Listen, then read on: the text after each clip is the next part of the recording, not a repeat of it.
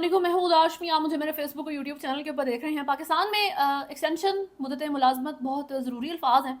जब कोई चीफ़ किसी भी इदारे का अपनी ड्यूटी संभालने के लिए आता है और रिटायरमेंट अभी बहुत दूर होती है, लेकिन उसको अपनी एक्सटेंशन की पहले ही फ़िक्र पड़ जाती है कि मैंने उसको कैसे मेक श्योर करना है। इमरान खान ने जब जनरल बाजवा साहब को एक्सटेंशन दी थी, और वो बड़ा साइड था, सीन थे देखने वाले कि कितने जो है वो बुरे क्रिटिसिज्म के बावजूद जनरल बाजवा ने जो है वो एक्सटेंशन कबूल कर ली थी, और वो एक और चाहते थे रिपोर्ट्स के मुताबिक। उसके बाद 26वीं आईनी तरमीम में इमरान खान ने कह दिया था कि बस ये 3 लोगों को एक्सटेंशन देने के लिए ड्रामा बना रहे हैं। काजी फायज ईसा टॉप ऑफ द लिस्ट थे। फिर उसके बाद अदीन अंजुम को, फॉर्मर DGIS को रिपोर्ट्स के मुताबिक इंसेंटिव दिया गया था कि कुछ काम है उनको पूरा कर दो तो आपको भी एक्सटेंशन मिल सकती है, वो नहीं हो सकी। उसके बाद इवन इलेक्शन कमीशन के चीफ तक के बारे में ये बात होगी कि जो है ना सिकंदर राजा साहब, उनको भी एक्सटेंशन मिल जाए। सही है, यानी कि यहाँ एक बंदा जब किसी पोजीशन के ऊपर आकर बैठ जाता है, उसका जाने का दिल नहीं करता।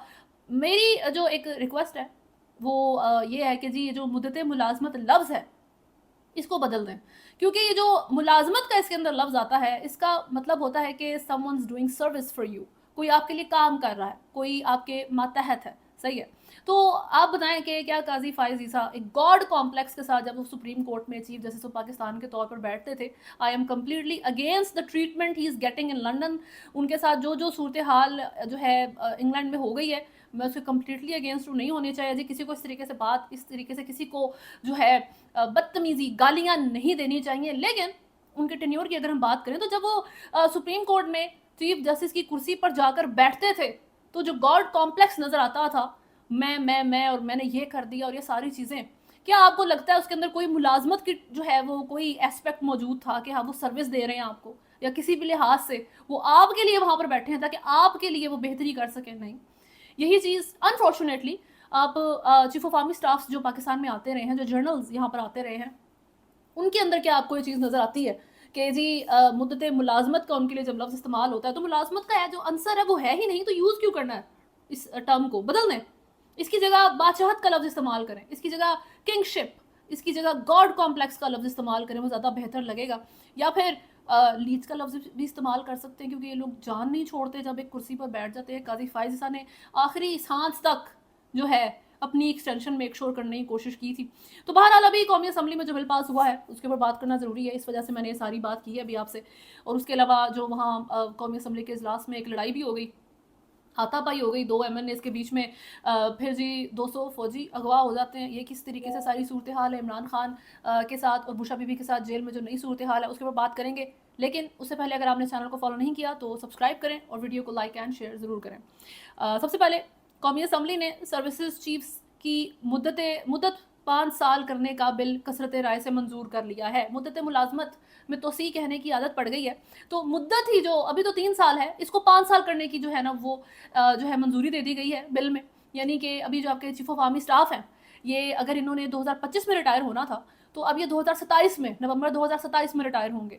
और इस सारी चीज़ में जी वज़ीर दिफा ख्वाजा आसिफ ने आर्मी एक्ट तरमीमी बिल 1952 कौमी असम्बली में पेश किया। पाकिस्तान नेवी तरमीमी बिल और तमाम सर्विसेज चीफ्स की मुद्दत मुलाजमत 5 साल करने का बिल भी ऐवान में पेश किया गया। हुकूमत कौमी असम्बली इजलास में तमाम बिल ज़मनी एजेंडे के जरिए लाई। कौमी असम्बली ने सर्विसेज चीफ्स की मुद्दत 5 साल करने का बिल कसरत राय से मंजूर कर लिया। इसके अलावा पाकिस्तानी आर्मी एक्ट तरमीमी बिल 2024 कौमी असम्बली ने मंजूर किया।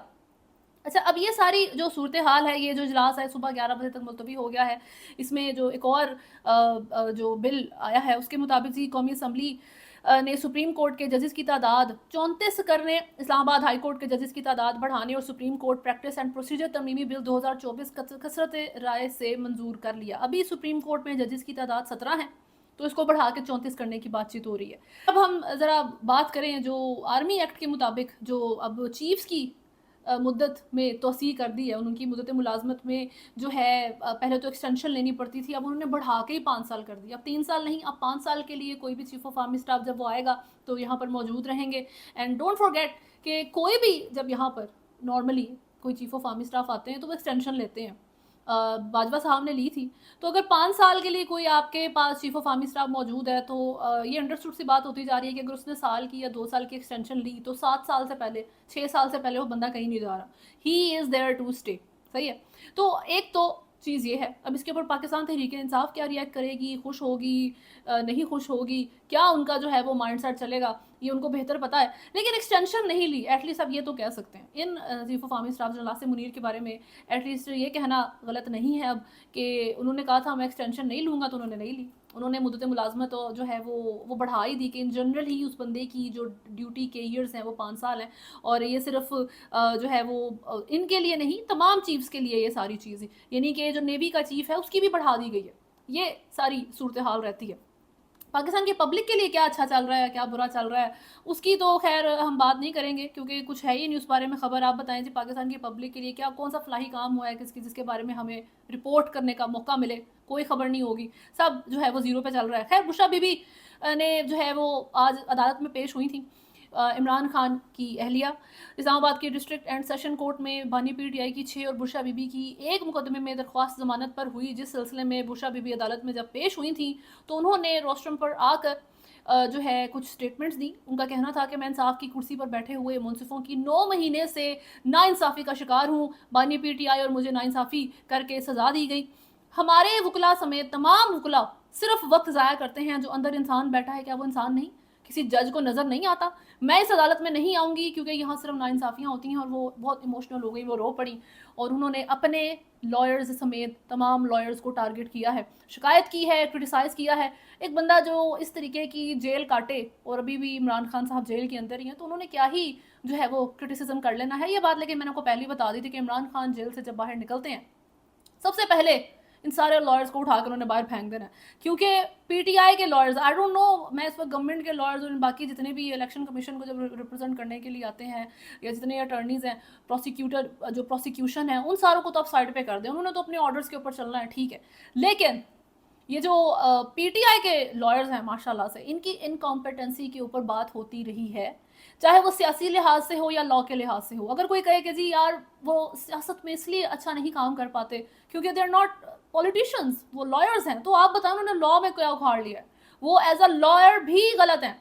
लॉयर के लिहाज से भी उन्होंने अपनी जो उनकी रिस्पॉन्सिबिलिटीज़ थी, जो उनकी ड्यूटीज़ थी, उन्होंने बहुत ही इनकॉम्पिटेंसी नाअहली के साथ जो है वो परफॉर्म की हैं। इसके अलावा अडियाला जेल में इमरान खान का कोई 1 घंटे तक जो है वो तिब्बी मुआयना जो है वो किया गया है। उनके पर्सनल डॉक्टर जो जिनके ऊपर वो बड़ा ट्रस्ट करते हैं, डॉक्टर आसिम यूसुफ, उनकी जो है वो सुपरविजन में तमाम जो है ये उनका चेकअप होता है। उनकी बहन ने भी इसकी तस्दीक की, और जो है रिपोर्ट यही है कि he is well physically but not mentally, यानी कि मेंटली उनको टॉर्चर किया गया है, अपसेट करने की हर तरीके से इमरान खान को मेंटली जो है वो कोशिश की गई है, but physically he is well. चाहे वो बायोलॉजिकली भी ठीक हैं और उनको फिजिकली कोई टॉर्चर भी नहीं किया गया, जिस तरह की रिपोर्ट्स आ रही थी। मैंने आपको पहले ही बता दिया था कि इमरान खान के बारे में कि जी उनको जो है वो मार दिया जाएगा, जब उनके ऊपर पाबंदी लगाई गई थी कि जी अडियाला जेल में किसी कैदी से मुलाकात नहीं होगी, तो ये खबरें आ रही थी कि जी इमरान खान को पॉइजन दे दिया गया, इमरान खान को जो है उन्होंने पकड़ के पता नहीं क्या मारा है, ये किया है, वो किया है। तो आई वाज सेइंग कि चले 10 दिन के बाद ही इमरान खान को आपने देखना तो है समिट में, कि समिट खत्म होगी, जब जो है ये शंघाई समिट इस्लामाबाद में हो रही थी, तो उसके बाद इमरान खान को आप देखेंगे। और अगर इस तरह की कोई हरकत वो करने की हिम्मत करते भी हैं, तो दे विल हैव टू पे for it. They can not afford something like this, they can not afford doing something like that with Imran Khan. तो ये सच है कि मेंटली टॉर्चर उनको करने की कोशिश की गई होगी, उनके जो है सेल की बिजली बंद कर दी है, कर दिया, वो कर दिया। लेकिन जिस तरह की और बातें कर रहे थे कि अपने आई डोंट नो आप व्यूज़ के लिए या अपनी रीच बढ़ाने के लिए इमरान खान के बारे में गलत बात करना, I am completely against that. Don't do it. Public actual में डिस्टर्ब होती है, आप पूरा एल्गोरिदम जो है न्यूज़ का ख़राब करके रख देते हैं। कौमी असम्बली में जी इजलास के दौरान बहरहाल जी पीटीआई के शाहिद खट्टक और नून लीग के अता तारड़ के दरमियान हाथापाई भी हो गई थी, और जो है मुख्तलिफ बिल्स ज़मनी एजेंडे के ज़रिए लाए गए हैं, ये बात हुई। कौमी असम्बली में अपोजिशन ने हंगामा आराई की, अपोजिशन ने स्पीकर डाइस का घेराव कर लिया और बिल की कॉपियाँ फाड़ दी। अब वही बिल मैंने आपको बता दी हैं किस तरीके के बिल थे, लेकिन अता तारड़ की जो लड़ाई हुई है दैट वाज लॉन्ग अवेटेड। मेरा ख्याल है जो अता तारड़ सबसे ज़्यादा वोकल हैं, सबसे ज़्यादा आगे बढ़ के, वैसे तो सारी ही PMLN बहुत ज़्यादा बोलती है, बहुत क्रिटिसिज्म करती है। मरियम औरंगज़ेब ने गला काटने तक की बात करती थी इमरान खान और उनके सपोर्टर्स की।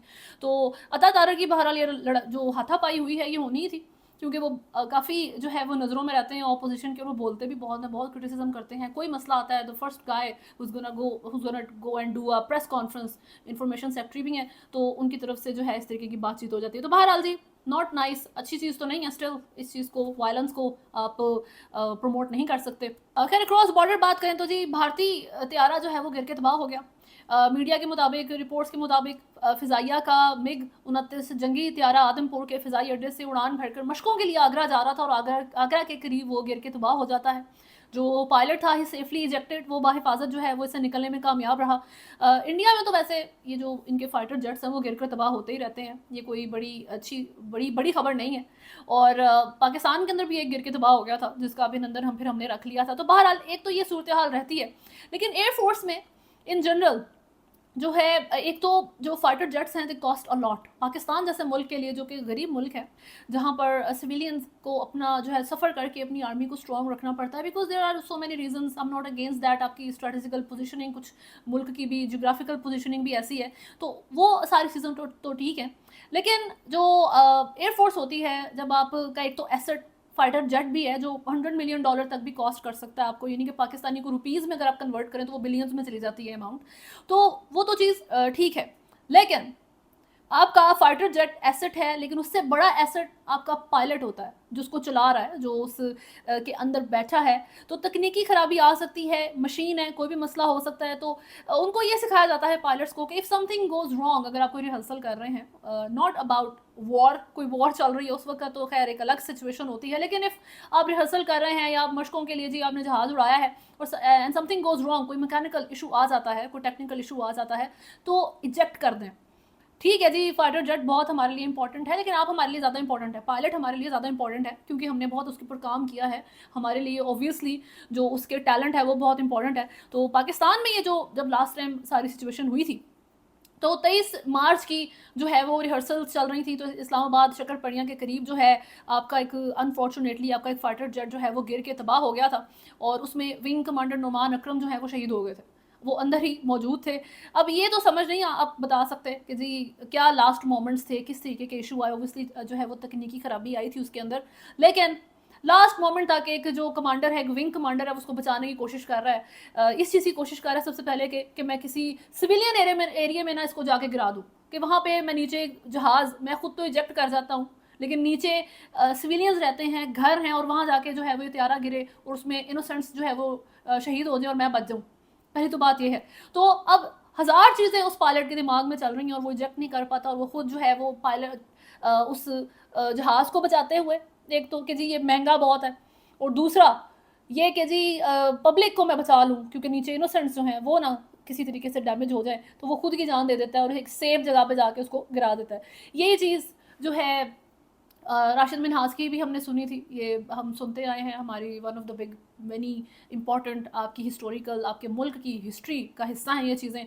तो बहरहाल, लेकिन इंडिया की हमने हमेशा ये खबर सुनी है कि जो पायलट है वो सेफली इजेक्ट कर सकता है। I am not criticising anyone, I am not saying कि उनको नहीं करना चाहिए, उन्हें साथ ही जो है वो जहाज़ के खुद को भी उड़ा देना चाहिए, नहीं बिल्कुल भी नहीं। इंडिया को काम करना चाहिए अपने फाइटर जेट्स के ऊपर, नहीं करना ना करें, गुड फॉर अस। फिर इसके अलावा जो है जनूबी अमेरिका के मुल्क बोलीविया में मुसल्लह ग्रुप ने फौजी बैरकों पर हमला करके 200 फौजी जो है वो अगवा कर लिए हैं। अमेरिकन मीडिया के मुताबिक ये वाक़या सेंट्रल बोलीविया में पेश आया, जहाँ एक मुसल्लह ग्रुप ने जुम्मा के रोज़ फौजी बैरकों पर हमला किया, जो गोला बारूद था वो भी अपने कब्जे में ले लिया, और 200 फौजियों को अगवा जो है वहाँ पर कर लिया गया। बोलीविया की फ़ौज ने मुसल्लह ग्रुप पर जोर दिया है कि जी वो पुरअमन रहते हुए फौरी तौर पर फौजी बैरकों का कब्जा छोड़ें, और ऐसा ना करने की सूरत में इस अमल को मुल्क के खिलाफ गद्दारी तस्वुर किया जाएगा। ये है जी इस वक्त सूरत हाल, जो मामला चल रहे हैं फ़ौज के साथ बोलीविया में। पाकिस्तान में जो है फ़ौज की अगर हम बात करें तो अब इनोसेंट्स बलूचिस्तान में ये बात हो चुकी है कि BLA ने जो है वो पंजाबी लोगों को देखा, उनको बस से उतार के अगवा कर लिया, पहाड़ पर ले गए और देन उनको जो है वो कत्ल कर दिया गया। फ़ौजी ऑफिशियल्स के ऊपर अटैक होते रहते हैं। इन शॉर्ट पूरी दुनिया में इस वक्त जो है वो अमन की सूरत हाल काफ़ी हद तक ख़राब है। खैर अभी तक के लिए न्यूज़ में इतना ही है। अगर आपने चैनल को फॉलो नहीं किया तो सब्सक्राइब करें, वीडियो को लाइक एंड शेयर ज़रूर करें। अल्लाह हाफ़िज़।